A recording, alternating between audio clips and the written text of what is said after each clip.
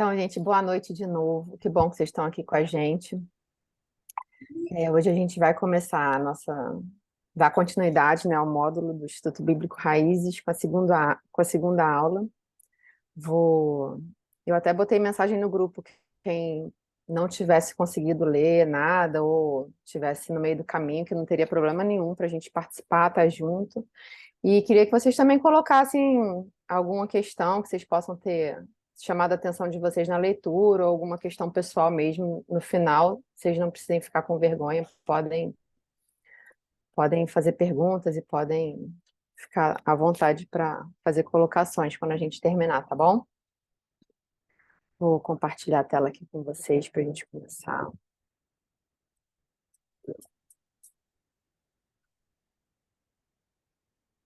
Olá, boa noite. Boa noite. Boa noite.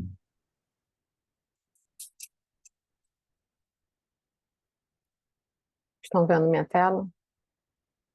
Sim, Sim? estamos vendo, Cássia. Ah, tá bom. Vamos ver se hoje meu mouse vai me ajudar. Já sumiu aqui de novo, mas ele vai aparecer. Então, vamos continuar, gente. Hoje é a nossa segunda aula, né, dessa curso que a gente deu o nome de Criando os Nossos Filhos pelo Evangelho. E na aula de hoje a gente vai tratar desses 4 princípios, que é a incapacidade, identidade, processo e a questão deles serem perdidos. E espero que vocês estejam gostando da leitura. E nesse primeiro ponto que a gente vai ler aqui, que a gente vai estudar juntos, é a incapacidade, né? E o Paul Tripp coloca esse princípio como da seguinte forma: reconhecer a sua incapacidade é essencial para cumprir bem a sua missão. E como a gente viu na última aula, né, a gente entendeu que a gente realmente é incapaz, né? Porque a autoridade que a gente tem com os nossos filhos, ela não fornece o poder de mudá-los, né, de fazer uma mudança duradoura na vida deles, porque essa mudança é produzida dentro do coração, uma mudança que produza frutos de verdadeiros, ela é uma mudança que acontece dentro do coração deles, né? Então a gente tem que pensar sempre que a gente não tem poder autoritativo sobre a vida dos nossos filhos, mas a gente representa quem tem o poder, né? Que é Jesus. Então a gente tem que ter isso sempre em mente. Nós somos representantes do Senhor na vida deles. E quando a gente tem essa dificuldade de reconhecer que a gente não tem essa capacidade de transformar o coração deles, porque assim, esse é o foco, sempre lembrando disso, que a mudança do coração vai trazer, o transformar o coração vai trazer uma mudança genuína no comportamento deles, né? E esse poder não vem de nós, mas vem de Deus. E aí a gente acaba concentrando os nossos esforços, o nosso tempo e as nossas forças em coisas que a gente não deve fazer, que a gente fica buscando a gente fica atrás de coisas que a gente julga serem importantes, mas que não são o método do Senhor, são os nossos próprios métodos, né? E a gente perde tempo focando naquilo que não é importante e deixando de fazer aquilo que é essencial. E o que é essencial na criação dos nossos filhos? É essencial que a gente ajude a eles a enxergarem os seus próprios corações e a buscar mudança por eles mesmos. E a gente deseja que eles compreendam e tenham discernimento de que eles precisam mudar, sem que a gente precise intervir, ou assim, que a gente precise ficar falando com eles o tempo todo, né? E isso vem da nossa natureza pecaminosa, pela nossa natureza caída, a gente tem a tendência de querer ter o controle de tudo o tempo todo, e especialmente dos filhos que não são nossos, estão sob os nossos cuidados, né? Mas são do Senhor. E a gente age de forma instintiva e a gente aposta em várias ferramentas para que essa mudança tão esperada dos nossos filhos obedientes, educados, educadinhos, comportados, aconteça, né? E aí a gente pode lançar mão de... São coisas que a gente faz assim e acho que estão tão entranhadas no nosso dia a dia que às vezes a gente nem percebe que a gente está lançando mão disso. A gente pode fazer uso de ameaças, a gente pode fazer com que eles sintam medo da gente, a gente pode trabalhar com o sistema de recompensa, fazer com que eles se sintam envergonhados e culpados por algum mau comportamento. né? Mas nenhuma dessas ferramentas gera mudança verdadeira no coração deles e nem faz com que eles tenham discernimento, cheguem ao discernimento de desejar fazer o que é certo e se tornem conscientes de que eles dependem de Deus para isso, né? Mas como somos representantes do Senhor, a gente não pode perder isso de foco. A gente tem sempre que lembrar que nós somos um instrumento de mudança submissos nas mãos do Senhor, né? E aí alguém pode perguntar assim, mas qual seria o problema, assim, da gente falar um pouco mais alto, deixar a criança um pouco amedrontada, assim, só para dar uma restringida, assim, no comportamento e tal? Porque, assim, quando a gente lança a mão, quando a gente lança a mão dessas ferramentas, a gente não está representando bem o Senhor para os nossos filhos. A gente tem que ter isso em mente, que a gente fala em nome de Deus. E Deus não age assim com a gente. Deus não fica nos manipulando para que a gente faça coisas que Ele quer, como muitas vezes a gente faz com eles. Ele não quer nos envergonhar, ele não quer nos culpar pelo comportamento que a gente teve. Deus não faz assim com a gente. E a gente tem que ter em mente que, assim, a imagem que a gente passa, qual a imagem de Deus que a gente passa para os nossos filhos? E eu mesma, assim, pessoalmente, conheço vários adultos que tiveram muita dificuldade em desconstruir uma imagem de Deus que tiveram a vida inteira, de um Deus que é tirano, de um Deus que cobra, de um Deus sem misericórdia. Então, a gente tem que ter isso sempre em mente. O modo como a gente age com os nossos filhos é a forma como a gente está representando o Senhor. Então, é a forma como eles vão enxergar a Deus, através da forma como a gente apresenta Deus para eles. Deixa eu só fazer uma coisa aqui, porque ele passou direto para outro slide. Era esse mesmo. Então, eu que estou errado. Desculpa. Vou voltar para ele, né? Então, aí eu vou exemplificar um pouco, né? Na minha vida, eu percebi algumas coisas que eu faço com as crianças quando eu estava lendo isso aqui sobre gerar medo, ameaçar, recompensa e causar vergonha e culpa neles, né? Quando a gente, de alguma forma, ameaça os nossos filhos, olha, se vocês não fizerem isso, ou quando a gente usa tom de voz mais alto, ou às vezes a gente grita mesmo, a gente pode até produzir nos nossos filhos uma vontade, um desejo de não mais fazer com que a gente fique chateado, não mais deixar os pais irritados ou zangados. Mas por quê? Porque eles querem evitar aquela situação, não porque eles compreenderam que eles estão errados ou porque eles estão pecando de alguma forma, mas porque eles simplesmente não querem mais que aquela situação de grito, de ameaça e de medo que eles sentem, a sensação de medo se repita. E também, quando a gente age dessa forma por ameaças, isso meio que tem um tempo limitado, porque quando são crianças a gente consegue até gerar alguma atitude refreada, assim, porque eles ficam com medo mesmo, mas os nossos filhos vão crescer e aí pode ser que a gente fique com medo deles, né? Eles ficam maiores do que a gente e a gente acaba, se a gente usar desse poder autoritativo, ao invés da autoridade de representar o Senhor, a gente deixa de influenciar os nossos filhos para sermos simplesmente, eu tolero meu pai e minha mãe enquanto eu tiver que tolerar. E a gente não deseja que isso aconteça na nossa casa, né? E os métodos de recompensa, por exemplo, a gente, de uma forma errada, tá? Não estou falando de quando a gente cria sistema de combinados com os nossos filhos, porque a gente ensina eles assim também, dessa forma. Quando a gente ensina as crianças a fazerem escolhas, mostram para elas que elas escolhendo isso, elas podem perder. Por outro lado, não é disso que eu estou falando. É um sistema de recompensa, o Paul Tripp até usou um exemplo no livro que fala sobre isso. Quando a gente quer recompensar e quando a gente quer estimular os nossos filhos a não terem um comportamento pecaminoso e, dessa forma, a gente recompensá-los. Por exemplo, eu tenho duas meninas aqui, e aí eu posso chegar, se uma tiver o hábito de ser mais irritada e agredir fisicamente a outra, falar, olha, se você conseguir não bater na sua irmã ou não brigar com a sua irmã, não gritar, morder, que for o caso, por um mês você vai ganhar isso. Então, assim, a gente deve evitar esse tipo de comportamento. Porque esse foi um exemplo até, eu acho, demais, né? Ele usou no livro, mas eu trouxe aqui para minha casa. Mas são coisas que são pequenininhas, que às vezes a gente não vai percebendo que a gente está fazendo com que a criança entenda que ela pode escolher, dependendo do que é oferecido a ela.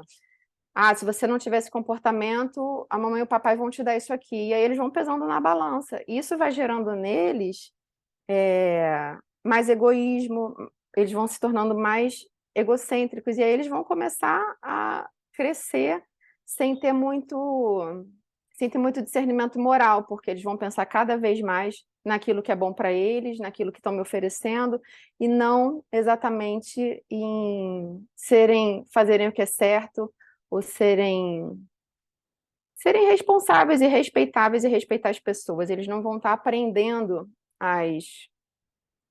os valores morais e o que a palavra de Deus ensina. Eles vão estar pensando neles próprios e naquilo que traz mais benefícios para eles, né? E em relação à vergonha e à culpa, isso eu acho que é uma das coisas mais comuns, né? Depois das ameaças assim de tom de voz alto, porque nós pais temos a tendência de ficar muito frustrados ou desapontados quando os nossos filhos têm comportamentos que a gente não espera, ou que a gente não gostaria, porque a gente ainda vai falar no decorrer da aula, porque a gente espera coisa deles que eles não podem dar para a gente ainda, enquanto eles não obtêm esse discernimento. E aí a gente acaba realmente ficando frustrado. Poxa, você, a mamãe e o papai fazem tanto por vocês, a mamãe está sempre fazendo isso, é assim que você faz, é isso que você devolve para a gente. E isso vai fazendo com que as crianças se sintam culpadas e vira um ciclo, porque é uma ferramenta muito poderosa, mas muito poderosa de uma forma negativa, porque todas as crianças têm o desejo de se sentirem amadas e de se sentirem aceitas. E elas vão querer, assim, elas vão ver que elas não conseguem, se a gente continuar se mostrando para eles que a gente está decepcionado, desapontado com qualquer coisa que eles fazem, que não tem tanto peso nem tanto valor, assim, até para o Senhor, que como a gente falou na outra aula, às vezes a gente cria regras que são nossas, que os filhos têm que satisfazer aquilo que a gente acha que é certo, mas Deus nunca passou por ali, por essas coisas que a gente submete aos nossos filhos. E aí eles vão vendo que eles não conseguem, e aí eles acabam, por eles não se sentirem capazes de agradar a gente, ou de conseguir ser aquilo que eles acham que a gente quer que eles sejam, eles acabam se afastando e eles vão se achando que não são merecedores. E isso também influencia na relação deles com o Senhor. Como eu falei no início, a forma como a gente lida com eles, como a gente apresenta Deus para eles, vai fazer com que eles entendam quem é Deus. E Deus não age assim com a gente. Então, quando a gente gera nos nossos filhos esse sentimento de vergonha, de inadequação, a gente não dá a eles a oportunidade de reconhecer o seu erro para Deus e de se arrepender e buscar em Jesus ajuda para aquilo que eles precisam, buscar ir correndo até Jesus que está de braços abertos para eles, né? Então, assim, a gente a gente é incapaz, não em todos os sentidos, né? A gente realmente está de mãos atadas quando a gente fala de produzir uma mudança verdadeira. Nós, como pais, não conseguimos penetrar no coração dos nossos filhos e virar a chave ali para trazer regeneração para eles, para trazer a conversão para eles. Isso não é nosso trabalho. Nosso trabalho é apontar para quem faz isso. Então, quanto à mudança verdadeira no coração, nós realmente estamos de mãos atadas, nós somos incapazes de gerar essa mudança verdadeira. Mas a gente precisa segurar nas mãos daquele que pode e que quer fazer essa mudança no coração dele, né? Jesus está com a gente em todo o tempo, ele quer segurar nas nossas mãos para nos levar nessa jornada, para nos ajudar a ensinar aos nossos filhos aquilo que ele já nos ensinou e aquilo que ele tem nos ensinado. E a gente não pode deixar de ter isso em mente, que é para a gente segurar nas mãos dele, que ele quer nos levar para cumprir bem a nossa missão. Tá? E agora a gente vai falar um pouquinho sobre identidade, né? E o Paul Tripp coloca como princípio: Se, como pai ou mãe, você não tem sua identidade em Cristo, você vai buscar sua identidade nos seus filhos.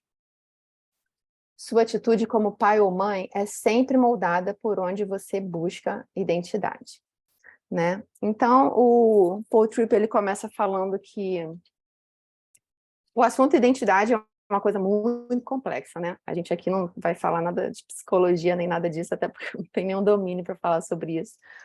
Mas a gente vai falar na nossa identidade como cristãos, né? Como filhos de Deus. Então, a gente pode buscar identidade, a gente pode entender quem nós somos em Cristo, ou a gente vai buscar identidade em algum elemento da criação.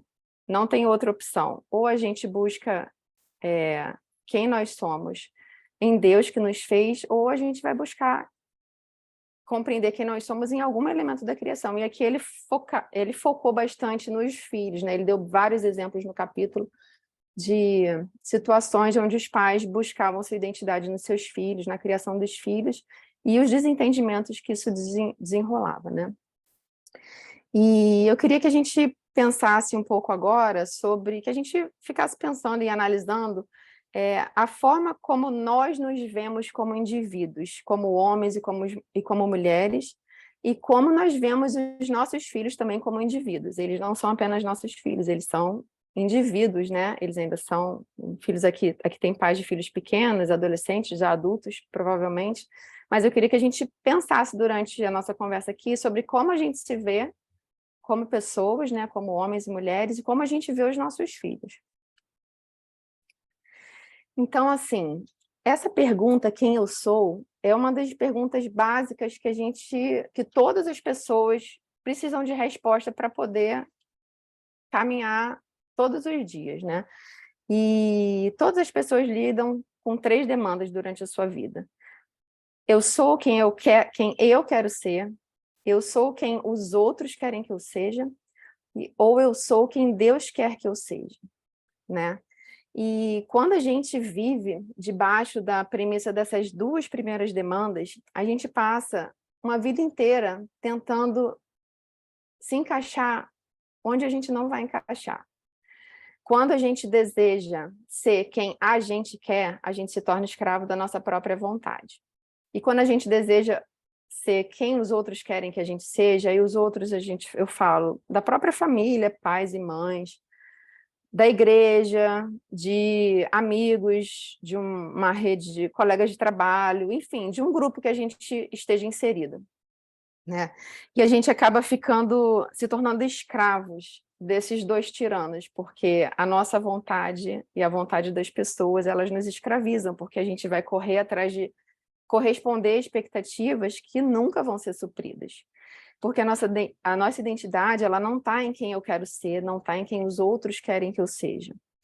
Essas 2 demandas da nossa vontade de nos encontrarmos em quem nós queremos ser, ou no que outros, mesmo que sejam pessoas importantes como os nossos pais, querem que eu seja, elas vêm da negação da realidade de quem nós realmente somos, né? E esse foi um dos efeitos mais impactantes da queda, que foi a negação da nossa real identidade. E onde é que está a nossa identidade? A nossa identidade está em quem Deus diz que nós somos, né? Nós somos criaturas feitas à imagem de Deus, à imagem e semelhança de Deus. E isso é um ponto, assim, crucial assim, é um ponto básico para a gente viver, para a gente caminhar, né, na direção de todas as outras coisas.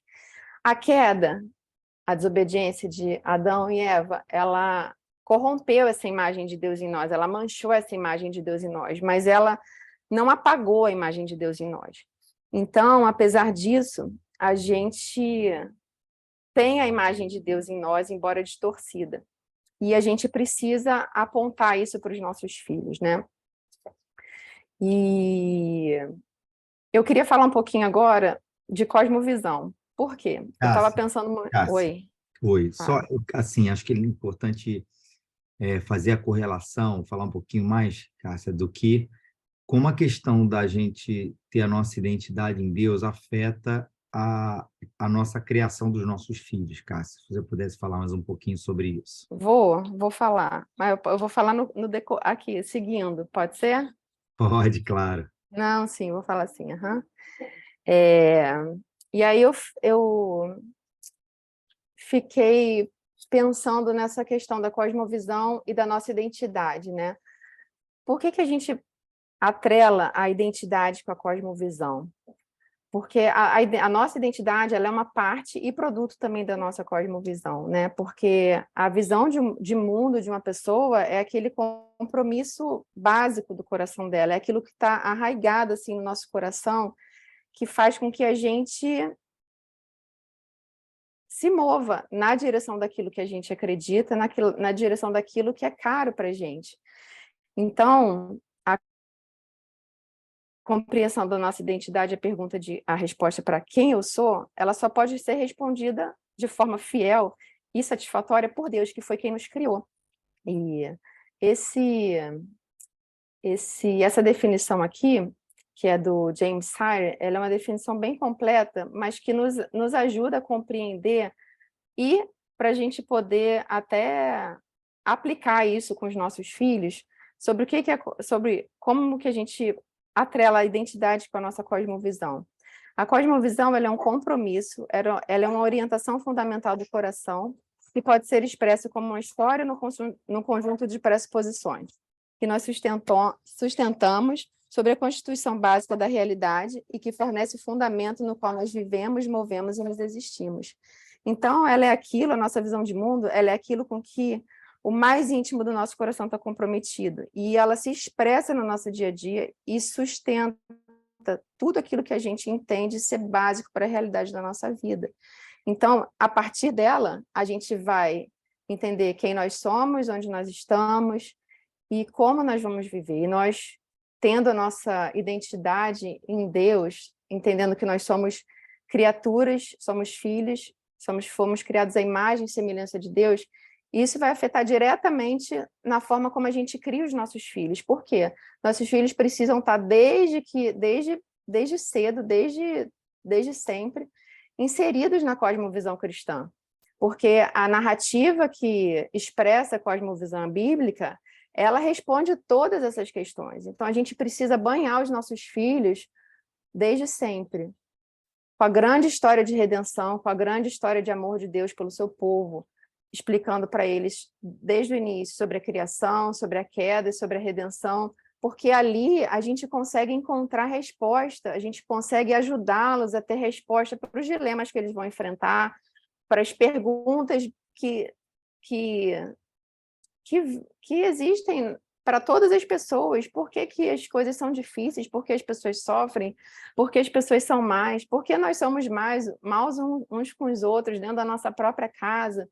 E qual a solução? Existe solução. Deus deu a solução já. Jesus está aqui, o Evangelho de Jesus, a redenção que Jesus trouxe traz essa esperança. Então, quando a gente consegue, no nosso dia a dia, como no texto de Deuteronômio 6, 4, de 6 a 9, fala que a gente tem que ensinar os nossos filhos em todas as oportunidades, a todas as oportunidades, de manhã, ao levantar, ao se deitar, quando estiver comendo, no caminho. E significa que a gente precisa ensinar isso para eles, expor toda a história de amor de Deus, toda a narrativa da cosmovisão cristã para eles no dia a dia.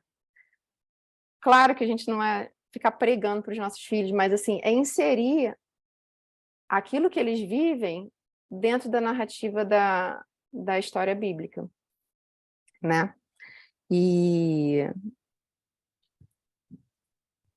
tem mais Cássia, duas... depois tem que ter muitos cursos, porque essas crianças, nossa, tem que estudar demais. Eu pensei que eu fosse ter esses questionamentos quando fossem adolescentes, mas agora, com 7 anos já, estou mais perguntando. Eu estava conversando com ele tinha feito uma bobeira, e aí eu conversando com ele tinha que fazer o que era certo, porque, né, falando sobre a Bíblia, não sei o que, aí ele estava revoltadíssimo e falou, mas por que você acredita nesse livro? Isso é o que tá, isso é um papel, está escrito. Quem foi que disse que Deus que escreveu? Falei, meu Deus do céu, como é que eu começo a conversar? Mari, Cássio, deixa eu falar um pouquinho sobre isso aqui que a Mariana está falando, porque está aí uma ótima sugestão de curso que é apologética para crianças. Por quê, Mari? Porque o que você tá, a gente talvez se pensasse há 15, 20 anos atrás, quando você era criança, quando eu era, aí a gente vai mais além, mas vamos lá. Há 40, 20 anos atrás, quando a gente era criança, dificilmente esse tipo de pergunta surgia, né? É, e hoje as crianças estão mais atentas a certas coisas e têm um raciocínio diferente. Por isso que assim que eu vejo que, e eu acho que realmente fica de sugestão aqui mesmo, Cássia, para a gente fazer, que a gente precisa responder essas perguntas aqui para eles.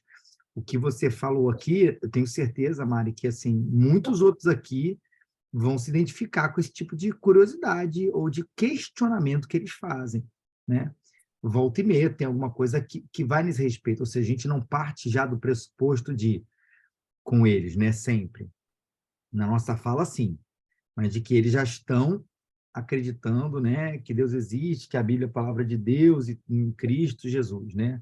E aí a gente vai falar, construir a partir daí, né? Não, a gente às vezes tem que mexer nesses fundamentos para explicar por eles por que a gente acredita no que a gente acredita numa linguagem que seja Uhum. acessível a eles. E é bem possível sim, tá? E eu acho que assim, isso é uma coisa super bacana da gente poder estudar em um próximo modo, tá? Porque me interessa muito, que eu percebo isso é uma discussão aí recorrente, uma pergunta, um questionamento recorrente. Obrigada. E eu tenho, se eu anotasse, eu teria um caderno com as perguntas das meninas também, que tem umas que são bem punks, assim. Mas vamos ver isso para frente, então. O Cássia e Mariana, demais, assim, fica de sugestão aqui, depois eu posso passar, a gente começar mesmo a ler alguns livros de apologética, né, que é essa uma coisa da defesa da fé, porque, assim, querendo ou não, o que funciona para os adultos funciona para as crianças. Com O certeza. negócio é a tradução da linguagem disso, né? Um dia mesmo a gente estava conversando exatamente sobre esse assunto e a gente foi começar a falar, né, daquela coisa do Deus existe, tudo isso, da criação. Aí, de maneira super brincadeira, pô, cara, qual é a Você possibilidade, tem que né, meu filho, de eu jogar habilidade. esse papel Ah, aqui no Raquel chão dormiu?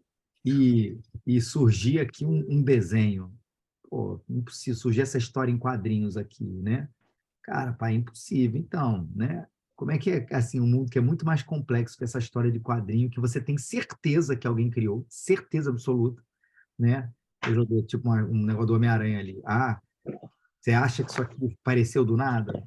Pô, impossível, pai. Então, o mundo é muito mais complexo que isso.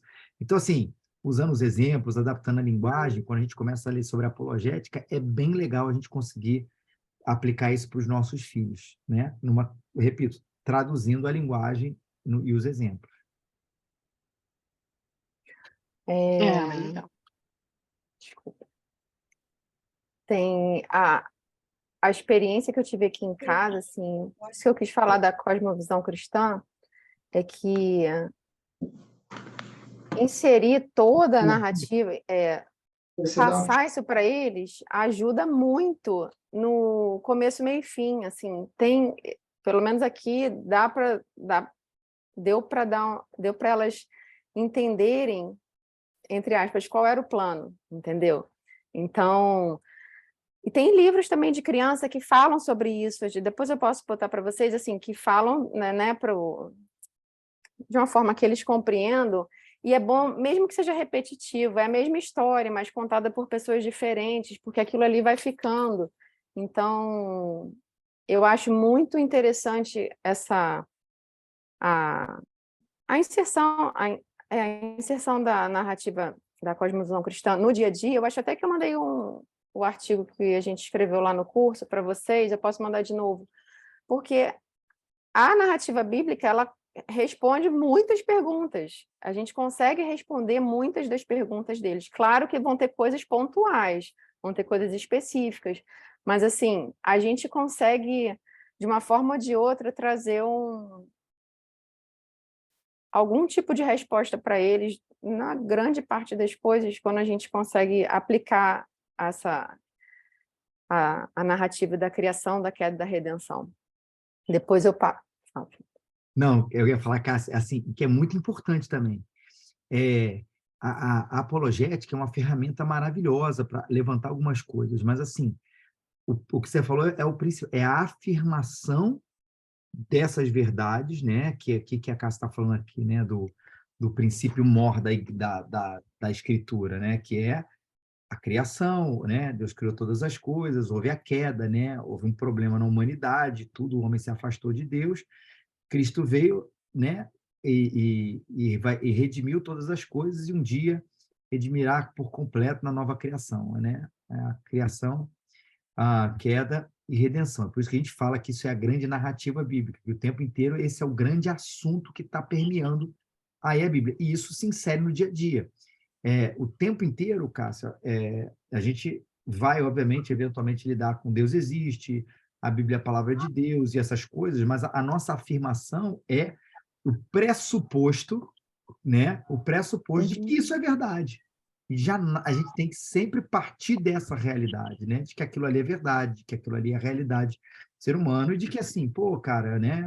Bullying, por exemplo, o bullying é porque o ser humano caiu, né? Você vai traduzir isso na linguagem dele, mas por que o bullying existe? Porque, cara, a gente mesmo sabendo, pô, cara, que não devia zoar o amiguinho, né? Que não devia fazer mal a ele, cara, a gente faz por causa do pecado que existe dentro de nós. E aí isso vai trazendo, mas a gente não foi criado para isso. E Jesus Cristo veio transformar o nosso coração. Tá vendo essa dança da criação, queda e redenção, explicando, mostrando para ele todas as coisas? É isso que a gente precisa estar muito presente na nossa educação do dia a dia.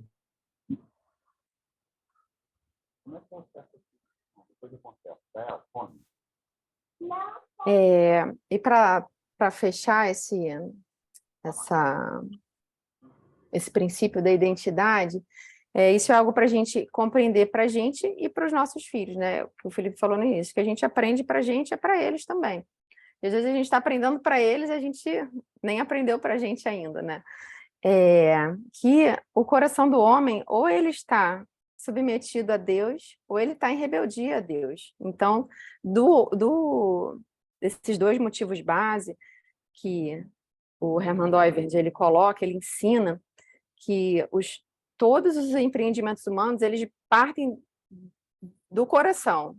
E só tem dois tipos, que é o coração do homem que é convertido a Deus, que vai se submeter e vai procurar glorificar Deus, e do homem que está desviado de Deus. E a partir daí vão vir todas as outras cosmovisões e pensamentos e empreendimentos humanos. Então, o que a gente precisa explicar para ele, entender para a gente, explicar para eles também que quando a gente busca identidade nas nossas vontades, a gente não está colocando o Senhor no centro do nosso coração. Então, ou a gente é submisso, ou a gente ama Deus em detrimento do amor próprio, né?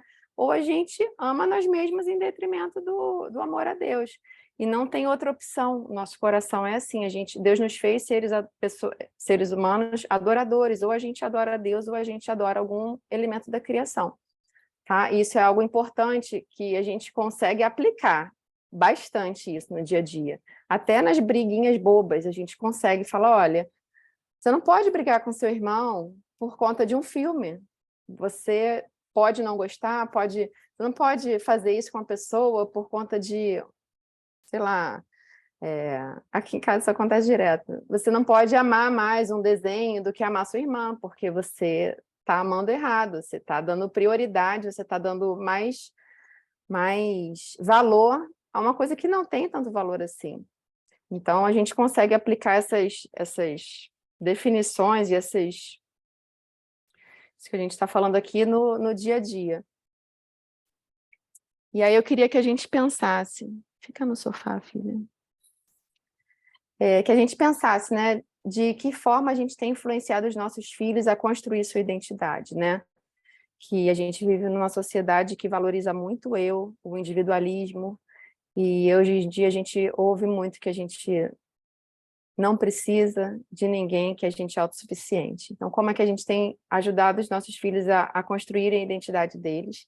E se o dia a dia deles tem sido cheio da verdade de que eles são criados à imagem e semelhança de Deus, ou se tem sido cheios de fundamentos humanistas, materialistas e racionalistas, onde a gente coloca essas coisas como foco, né? Como se o compromisso do nosso coração fosse isso. O homem como sendo centro, ou a gente precisa buscar ter sucesso, ser bem-sucedido e, enfim, ter uma reputação, ou é no conhecimento, no nosso intelectual. Que a gente tem, com que a gente tem banhado o dia a dia dos nossos filhos, né? Isso é para a gente só refletir. E a gente vai falar agora de um princípio, que é o princípio do processo, né? Quanto tempo nós vamos precisar para inculcar nos corações dos nossos filhos os princípios que trarão discernimento para as suas vidas, né? E acho que isso é uma pergunta assim que eu já me fiz várias vezes em momentos de dificuldade. Meu Deus, ainda não? Quanto tempo? Muita falta para essa criança entender isso. Pode ser que seja só aqui em casa, né? Mas eu sofro muito com isso. Já sofri mais, mas ainda sofro. A gente esquece as coisas. E o que acontece? A gente... Cara, é só na sua casa, com Só certeza. aqui em casa, né? Só eu. Na pastoral Aqui, isso não acontece. na casa de todo mundo aqui, a gente fala uma vez, as crianças entendem. Só Não na precisa sua nem casa. falar às vezes, né? É só olhar. E isso, como a gente falou na aula passada, o evangelho é contra-intuitivo, né? A gente nada contra a correnteza. A gente vive numa sociedade que busca o imediatismo, que é fanática por resultado, e a gente quer ver o resultado. E com a criação dos nossos filhos, isso não é diferente. A gente anseia pelos frutos, a gente quer ver os resultados, e parece que os resultados não vêm nunca. Às vezes a gente pode até ficar pensando, meu Deus, nunca vão vir, os frutos nunca vão vir. Mas a gente precisa mudar a nossa mentalidade, a gente precisa mudar as nossas expectativas. Isso é algo que a gente vai ter que tratar no nosso coração, lidar com o anseio que a gente tem por esse controle e a gente ter consciência de que a gente está semeando. A gente está, dia a dia, semeando no coraçãozinho deles, na vidinha deles. E a colheita não é algo instantâneo.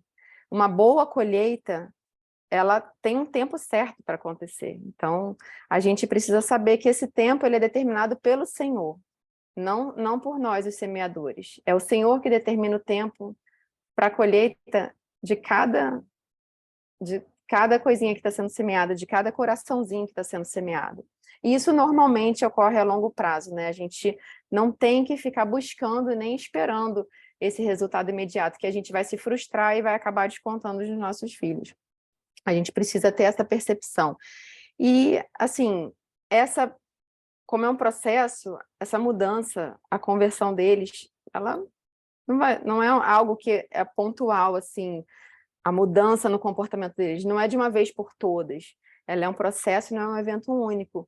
Porque, às vezes, a gente pode achar que, nossa, hoje eu tive uma conversa muito boa, consegui explicar, eu acho que entrou ali, eu acho que foi alguma coisa, eu acho que agora vai. E aí não vai nada. E aí, às vezes, você está num momento assim de uma disciplina mais acalorada, onde você fala, não é possível, dessa vez ele entendeu o que eu estou falando, dessa vez ele entendeu que não é por esse caminho.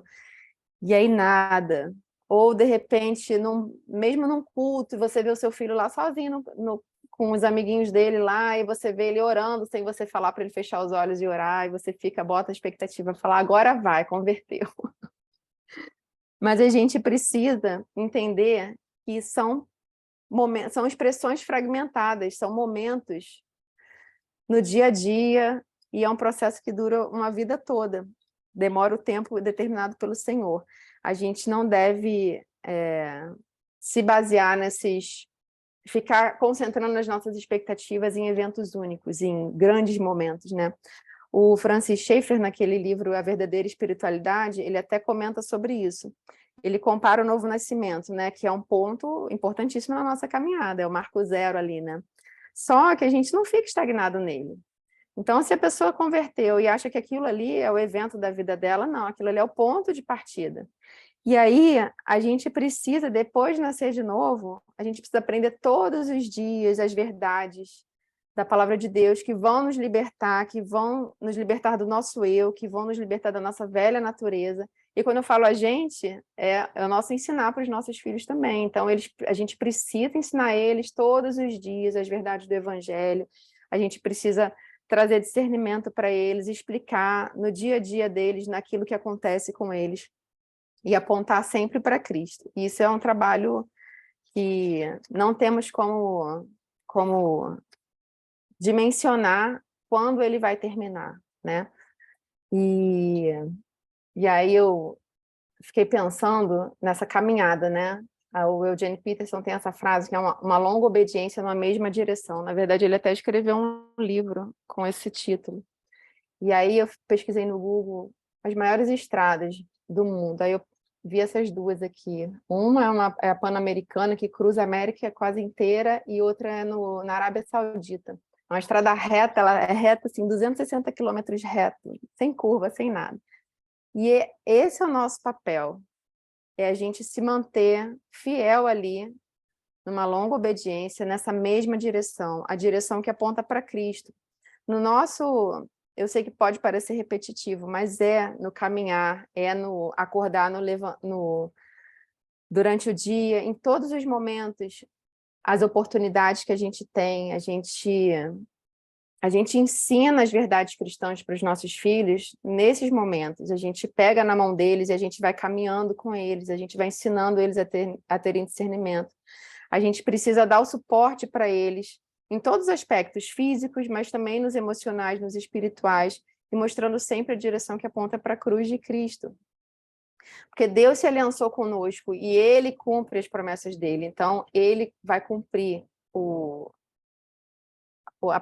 que ele prometeu quando ele se aliançou conosco, e isso vai ser feito. Deus não falha. Então, a gente precisa ter isso em mente, que mesmo que... Aqui eu coloquei duas fotos de estradas retas, assim, mas às vezes o caminho, a direção é a mesma, é sempre Cristo, mas às vezes o caminho vai ser difícil, às vezes vai ter muita pedra no caminho, vai ter muita dificuldade, normalmente tem, mas Cristo já venceu, e a gente tem que se apegar às promessas e à fidelidade do Senhor, e segurar na mão dele para a gente poder continuar persistindo e não desistir, porque não é simples, é bem trabalhoso, é muito trabalhoso. E a gente não pode ter preguiça, a gente não pode desistir.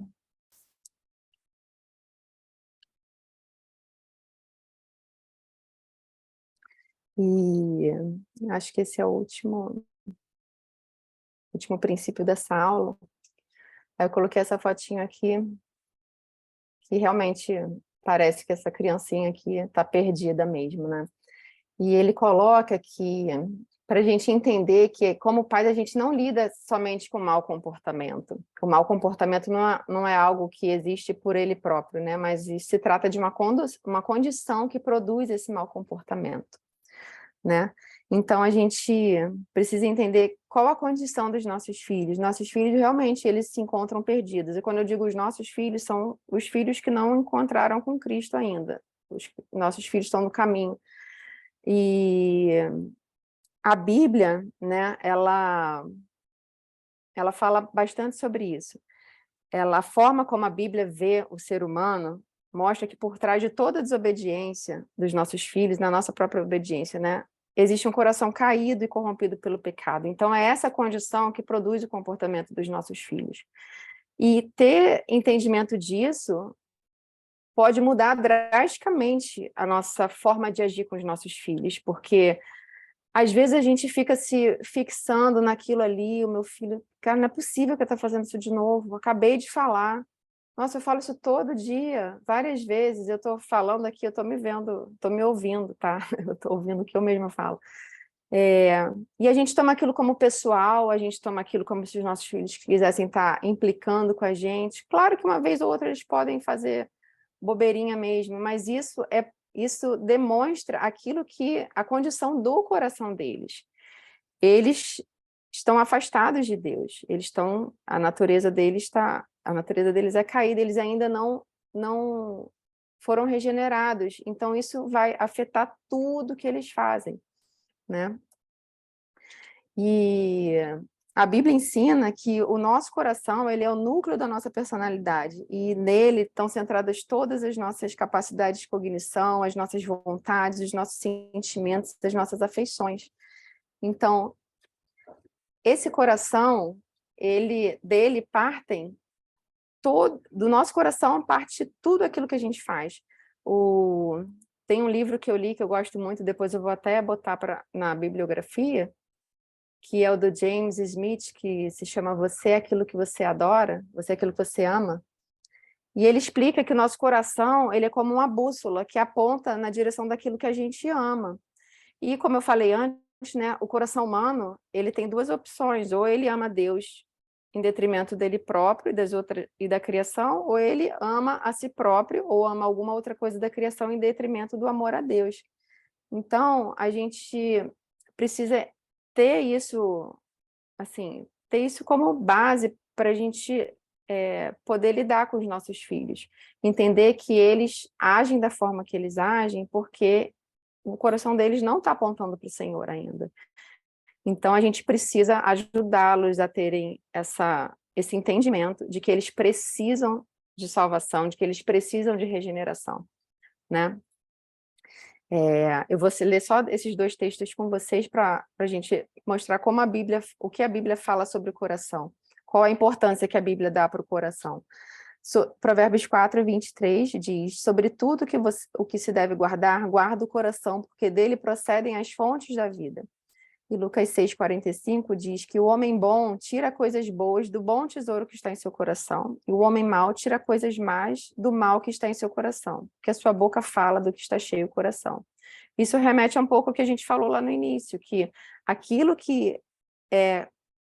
com que a gente é comprometido, aquilo que a gente ama, ele vai nortear tudo aquilo que a gente faz. A gente vai na direção daquilo que a gente ama, então a gente enxerga a realidade de acordo com aquilo que a gente adora e que a gente ama, né? E um que não é comprometido com Deus, um coração que é rebelde, ele é comprometido com si próprio. E aí, os nossos filhos a gente pode considerá-los como cegos, né? Eles andam por aí crendo que eles não precisam de ninguém, que eles são autônomos e autossuficientes, e esse é um dos maiores perigos que eles podem, assim, viver, acharem que não precisam de Deus, não precisam de mais ninguém, que eles são autônomos e autossuficientes. Então, eles caminham sem saber para onde eles estão indo, mas tendo certeza de que eles sabem para onde eles estão indo. Então, os nossos filhos, eles não sabem que eles estão perdidos, eles não sabem que eles estão perdidos. Então, a gente precisa ajudá-los a entender isso. E a gente faz isso explicando para eles a questão dos nossos compromissos, Deus nos criou para nós adorarmos a Ele, para glorificarmos a Ele. Somos criaturas feitas à imagem e semelhança dEle, para glorificar Ele. E isso no dia a dia vai fazer a diferença na vida deles. Como que a gente pode aplicar isso? Como é que a gente pode agir depois de ter essa percepção de que os nossos filhos são cegos, eles não sabem que eles estão perdidos, mas eles não sabem que eles estão perdidos, né? Então, no nosso dia a dia, Deus vai nos chamar muitas e muitas vezes para resgatar os nossos filhos, incontáveis vezes. E a gente precisa agir também com o coração de quem é regenerado, porque muitas vezes a gente não age. A gente acha que os nossos filhos, os embates que a gente tem, as nossas lutas, as nossas lidas diárias, a gente não deve ver como motivos de aborrecimento, como se fossem interrupções no nosso dia. A gente precisa se dispor, a gente precisa ter isso em mente para que a gente possa cumprir o nosso papel com senso de propósito e com a direção dada por Deus. Porque é muito fácil da gente se perder em nós mesmos também, sermos tão egoístas quanto eles. É muito fácil a gente agir com eles da forma como a gente está ensinando eles a não agirem, né? Então, a gente não quer sair da nossa zona de conforto, A gente quer poder ler um livro e tomar um café tranquilamente, a gente quer poder ver um filme quietinho, se o nosso filho nos chamar, a gente quer dar almoço tranquilamente, se eles ficarem brigando, se eles ficarem não querendo comer.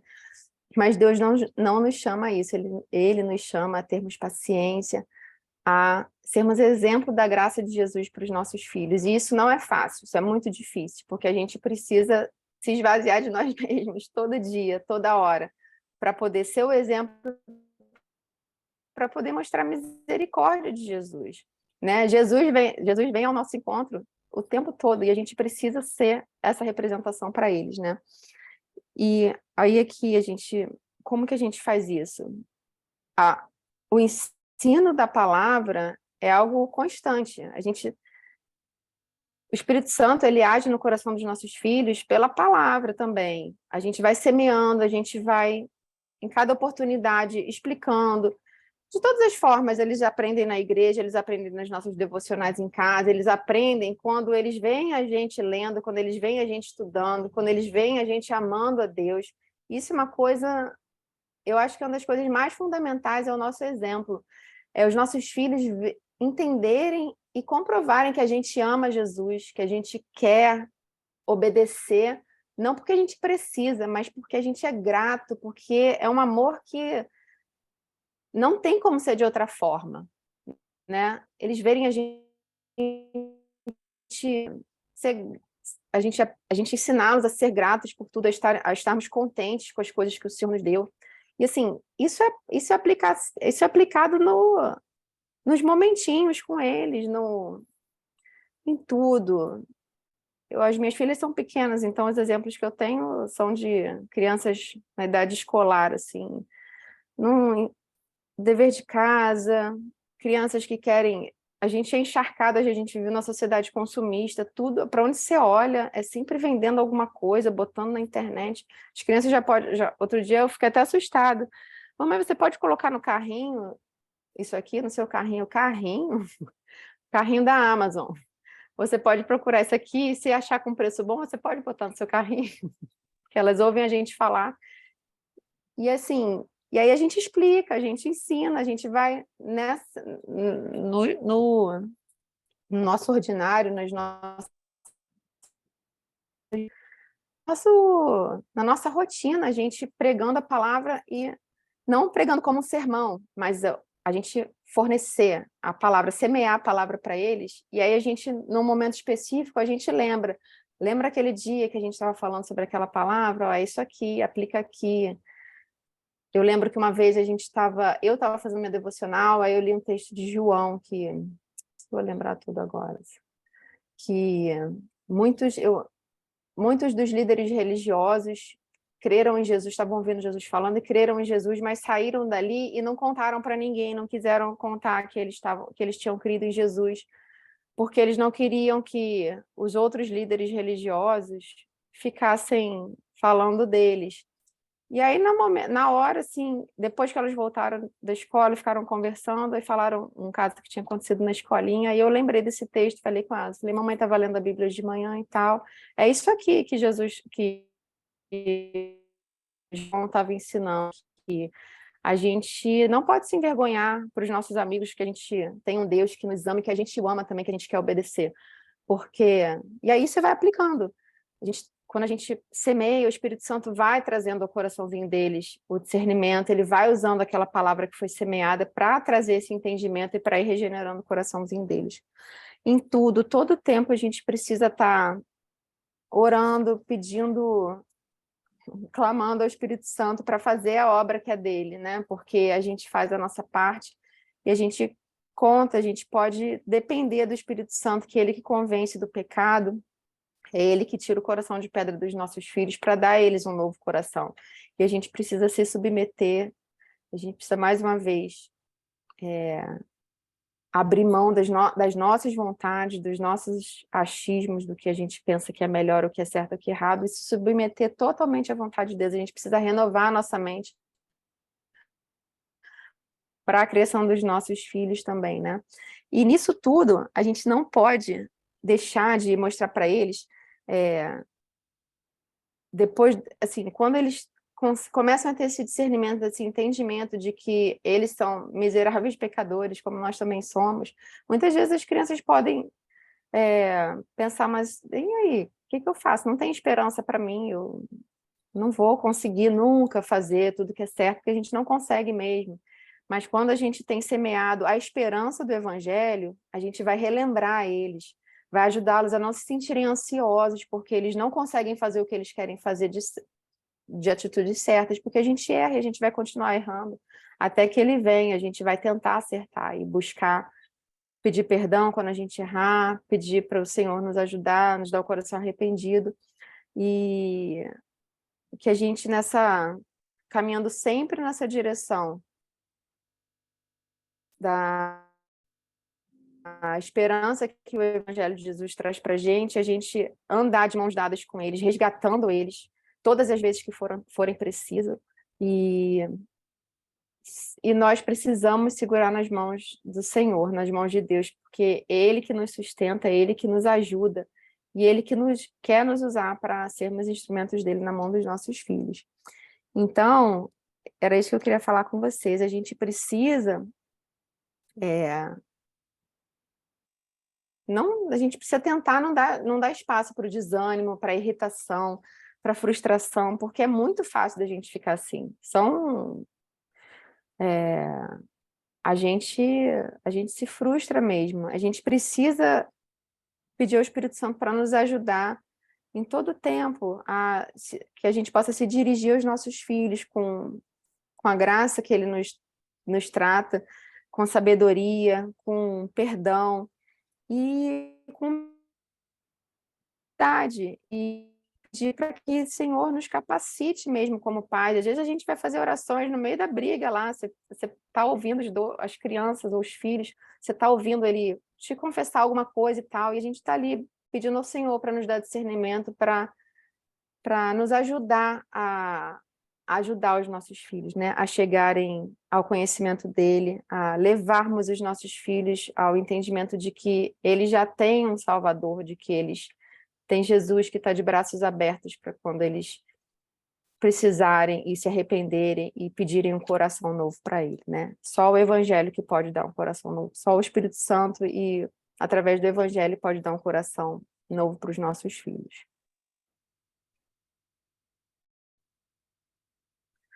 Era isso que eu tinha para compartilhar hoje. E aí, se alguém quiser fazer alguma pergunta, eu posso fazer uma oração antes da gente perguntar? Ah, tá bom. Você faz oração, aí eu paro a gravação. Tá bom, então. Querido Deus e Pai, queremos te agradecer, Senhor, por esse tempo e te agradecer porque o Senhor está conosco em todo o tempo. O Senhor nos promete que não nos abandone, não nos deixa, Senhor. E a gente quer pedir, Senhor, que o Senhor continue tendo misericórdia de nós, Senhor, como pais. A gente está aqui, Senhor, nessa segunda-feira para poder ouvir do Senhor, para poder aprender de Ti, Senhor, e nos deixar sermos usados pelo Senhor, Pai, na vida dos nossos filhos. Queremos, Senhor, nos dispor à sua vontade, Senhor, ao seu chamado de criarmos os nossos filhos, Senhor, no teu conselho e na tua disciplina, Senhor. Nos ajuda, nós não sabemos como fazer, a gente deixa que o nosso egoísmo, a nossa impaciência, tudo aquilo que está da nossa velha natureza, a gente deixa que isso tudo se misture nessa função tão preciosa, santa, que é sermos Pai, cuidarmos de filhos que o Senhor deixa aqui com a gente, Pai, que são teus, Senhor. Então, nos ajuda, Senhor, nos ajuda a aplicar a tua palavra no dia a dia, nos dá sabedoria, nos dá capacidade para fazermos de formas criativas, Senhor, agirmos com eles de formas que eles possam te ver, Senhor, da forma verdadeira como o Senhor é, que a gente não passe uma imagem errada do Senhor para eles, Senhor, mas que a gente possa ser realmente instrumentos do Senhor na vida dos nossos filhos, Senhor, dos filhos que o Senhor coloca nas nossas mãos, Senhor. Então, nos esvazia da gente, Senhor, nos esvazia das nossas verdades, tira a gente do trono dos nossos corações, Senhor, para que o Senhor reine aqui e possa nos usar para glorificar o teu nome nessa missão tão maravilhosa e tão difícil, Senhor, que é criar filhos na tua vontade, Senhor. Abençoa cada família da nossa igreja, Senhor, peço que o Senhor abençoe agora, vá ao encontro a cada lar, Senhor, os que estão aqui, os que não estão aqui também, Senhor, e nos inunda, Pai, com a tua santa e doce presença, nos inunda, Pai, com o teu santo Espírito, Senhor, para que a gente possa ser cheios de ti e glorificar o teu nome e levar o teu reino, Senhor, para a nossa casa, para a vida dos nossos filhos, Senhor. Em nome de Jesus que a gente ora, amém.